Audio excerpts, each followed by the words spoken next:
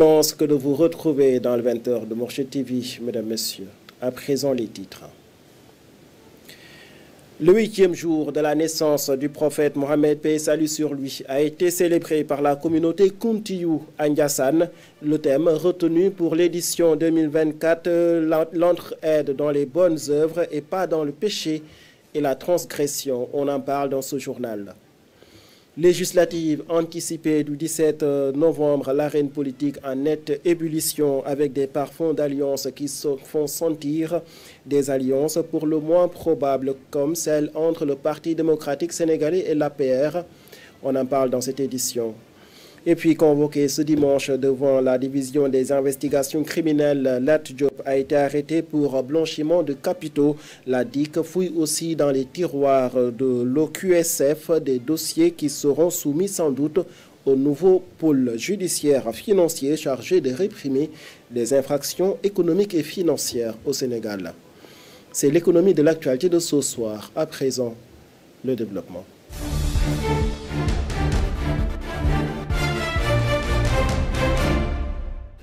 Bonsoir et bienvenue. Le 8e jour de la naissance du prophète, paix et salut sur lui, a été célébré par la communauté Kountiou à Ndiassane. Le khalife de Mamabou Kounta invite les fidèles à l'unité pour maintenir la cohésion sociale et la paix au Sénégal. Un message du khalife Cheikh Bou Sidi Mokhtar Kounta qui a été relayé par son porte-parole, Khalifa Ababakar Kounta, que je vous propose d'écouter au micro de Alioune Seck et Ousmane Diaye. Entre-aidez-vous dans l'accomplissement des bonnes œuvres et de la piété et ne vous entre-aidez pas dans le péché et la transgression. C'est ce thème qui a été retenu par le Khalife général des Khadres pour en faire son prêche du Gamou édition 2024. Ce passage souligne l'importance de s'entraider dans des actions positives et spirituelles. Il appelle à favoriser la coopération pour le bien et à éviter de se soutenir dans des comportements négatifs. Cela reflète une éthique de solidarité dans la recherche de la vertu et de la compréhension mutuelle. Il souligne l'importance de travailler ensemble pour faire le bien, favoriser la bienséance et la bienfaisance. Ainsi, nous devons contribuer à une société plus juste et harmonieuse. C'est un appel à s'engager activement dans des œuvres qui bénéficient à la construction d'une société unifiée et durable. Par ailleurs, le prophète, pour consolider ses valeurs islamiques, dit dans un hadith « Ad-dinu nasiha » pour dire la religion, c'est la sincérité. Ce hadith nous invite à éviter la tromperie, car l'œuvre d'une personne doit être sincère. Le musulman doit être sincère en parole et en acte. Promouvoir la sincérité en parole et en acte, c'est tout le sens du thème retenu pour l'édition 2024 du Gamou de Ndiassane. Entre autres, entre-aide dans les bonnes œuvres et pas dans le péché et la transgression. Le thème a été parcouru par le ministre de l'Intérieur et de la Sécurité publique, Jean-Baptiste Tine, qui présidait la cérémonie officielle de célébration du 8e jour de la naissance du prophète Mohammed, paix et salut sur lui. À Ndiassane, le ministre de l'Intérieur s'est exprimé toujours au micro de nos envoyés, Alioune Seck et Ousmane Diaye. Durant cette sainte nuit du Gamou, des louanges à l'endroit du prophète retentiront, des versets de Coran seront psalmodiés et des prières pour le bien-être des populations seront dites.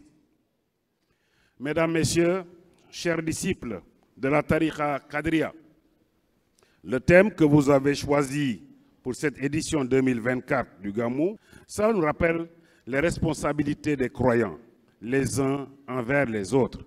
Solidarité intellectuelle, solidarité spirituelle, solidarité matérielle. En effet, il ressort de cette réflexion que notre bien-être est celui des autres et, par conséquent, nous devons nous soutenir moralement et matériellement pour pouvoir améliorer davantage les conditions de vie de nos populations.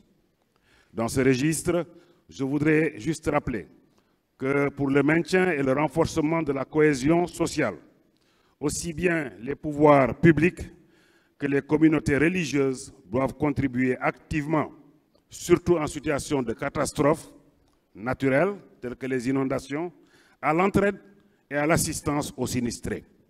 En ce qui concerne le gouvernement, il continuera à s'inscrire dans la promotion des conditions de vie justes et équitables pour tous les hommes et toutes les femmes, afin qu'ils puissent satisfaire leurs besoins sociaux fondamentaux.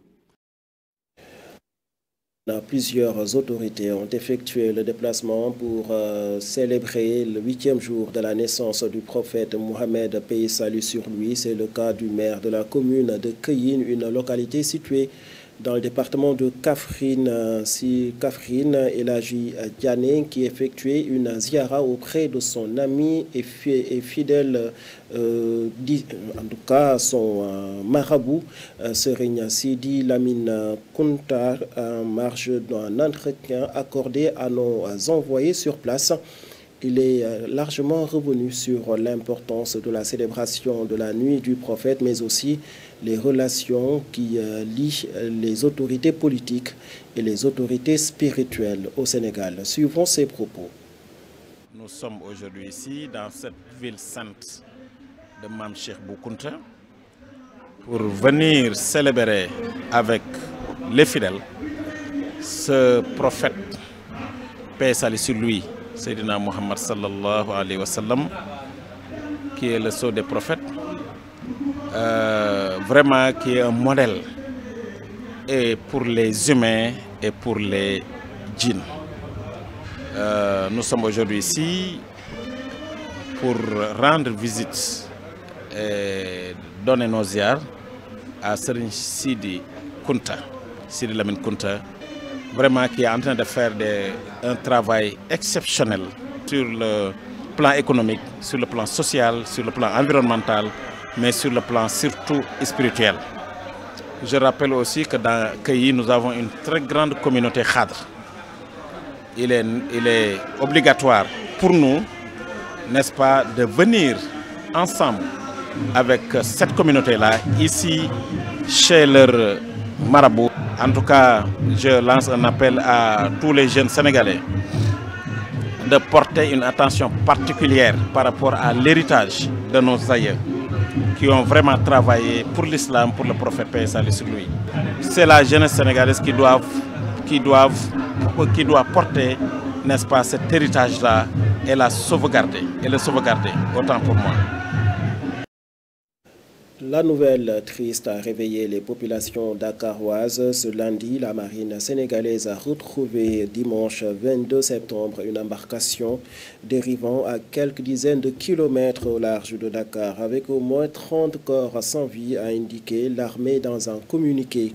La marine a été informée dimanche en début de soirée de la présence d'une pirogue dérivant à environ 70 km au large des côtes dakaroises avec plusieurs corps sans vie. Les opérations de récupération, d'identification et de transfert ont été rendues très délicates par l'état de décomposition avancé de ces corps, d'après l'armée sénégalaise. Législative anticipée du 17 novembre, l'arène politique en nette ébullition avec des parfums d'alliances qui se font sentir, des alliances pour le moins probables comme celle entre le Parti démocratique sénégalais et l'Alliance pour la République. De l'autre côté, le Pastef d'Ousmane Sonko a décidé de faire cavalier seul dans ces élections, une manière de mesurer sa force politique après la razzia de février dernier. Ramania Diop au commentaire. C'est l'ère des alliances et tractations entre partis politiques et coalitions de partis depuis l'annonce des élections législatives anticipées qui devront se tenir le 17 novembre prochain. Visiblement, du côté de l'opposition, aucune stratégie politique n'est de trop pour parvenir à amasser le maximum de sièges à la 15e législature, très attendue par les Sénégalais, qui espèrent enfin disposer d'une Assemblée nationale de qualité. Mais d'ores et déjà, parmi les alliances notées, le Parti socialiste rejoint le candidat arrivé deuxième à la dernière élection présidentielle, Amadou Ba. D'ailleurs, ce dernier serait également en discussion avec Khalifa Sall, même l'alliance des forces de progrès. Du côté de l'Alliance pour la République, c'est beaucoup plus agité. En effet, lors d'une rencontre ce dimanche au siège du Parti démocratique sénégalais, des responsables de l'APR ont échangé avec les libéraux pour faire bloc et engager les élections législatives. En plus de son adhésion à la cause, le Parti démocratique sénégalais a même intégré l'Alliance pour la transparence des élections. Pourquoi ce changement brusque de Karim Wade et des partisans libéraux qui pourtant ont récemment manifesté leur soutien au candidat Bassirou Diomaye Faye il y a 6 mois? Qu'est-ce qui a changé entre-temps? Ce qui a changé entre-temps, c'est la position du PASTEF de Ousmane Sonko. Le parti du Premier ministre compte aller en solo sous sa propre bannière aux législatives anticipées. La décision a été officialisée ce samedi 21 septembre lors de la réunion de la conférence des leaders de la coalition Diomaye Président, convoquée par le leader de PASTEF Ousmane Sonko. Une décision qui n'a pas plu à certains leaders de Diomaye Président frustrés par leur mise à l'écart. Selon le 3e secrétaire général adjoint Biram Khoudialo, les alliés doivent céder la place aux militants de PASTEF pour que le parti se positionne. Pour que le parti se positionne, le 17 novembre 2024, le ministre de la Justice installait officiellement les membres du pôle judiciaire financier chargé de réprimer les infractions économiques et financières au Sénégal. Une première victime qui serait sans doute soumise à cette institution, ce serait Lat Diop après son arrestation à la suite de son audition à la division des investigations criminelles. Lat Diop poursuivi pour corruption et blanchiment de capitaux, de même que 7 autres membres de l'Observatoire pour de la qualité des services financiers basé au ministère des Finances. Mbaye Diagne. Installé mardi 17 septembre à Dakar par le ministre de la Justice M. Ousmane Diagne, le tout nouveau pôle judiciaire financier vient remplacer la Cour de répression et de l'enregistrement illicite CREI, qui avait été créée en 1981. Le pôle est une juridiction à compétence nationale créée au sein du tribunal de grande instance hors classe de Dakar et de la Cour d'appel de Dakar pour réprimer les infractions à caractère économique et financier. 27 magistrats qui composent le nouveau pôle seront amenés à traiter les infractions liées à la corruption, de détournement, de soustraction de deniers publics, d'escroquerie, de faux monnayage, entre autres. Le tout avec la garantie du respect d'un procès équitable, avec notamment la possibilité de faire appel. Placé en garde à vue depuis samedi, l'ancien directeur général de la Loterie nationale sénégalaise LONASE, Lat Diop, serait l'un des premiers clients de ce mécanisme lancé depuis mardi. Il est poursuivi pour corruption et détournement de deniers publics portant sur 5 milliards qu'il aurait reçu de la plateforme de paris sportif 1xBet, partenaire de la LONASE. L'autre grande enquête, actuellement sur la table du procureur, est l'affaire de corruption et de détournement portant sur un montant de 20 millions francs CFA à l'Observatoire de la qualité des services financiers. Pour l'heure, 7 agents du ministère des Finances sont arrêtés. Et toujours dans le cadre de la reddition des comptes, sachez que le député maire de Tivaouane, Demba Diop Sy, a été entendu par les enquêteurs de la division des investigations criminelles ce lundi 23 septembre. D'après nos informations, il a été convoqué au même titre que sa fille pour des faits relatifs à la gestion des fonds Force Covid-19. Pour sa part, l'homme politique a déclaré à nos confrères de Dakaractu qu'il a été auditionné dans le cadre d'une affaire privée qui n'a rien à voir avec la reddition des comptes. À présent, l'actualité internationale. Sur l'international, le Hezbollah libanais frappe de plein fouet Israël. Pour la première fois, des missiles Fadi ont été lancés sur l'État hébreu. À l'ONU, la valse des chefs d'État et de gouvernement se poursuit en prélude de l'Assemblée générale des Nations unies prévue cette semaine. L'Afrique pour 2 sièges permanents mais sans droit de veto au Conseil de sécurité. C'est l'une des réformes phares de cette Assemblée générale des Nations unies version 2024. On fait le point avec Awa Dione. Sur l'international, au Soudan, El Fasser, capitale historique du Darfour, est assiégée depuis plusieurs mois par les paramilitaires du général Hemedti. une ville dans laquelle la population continue de payer un lourd tribut.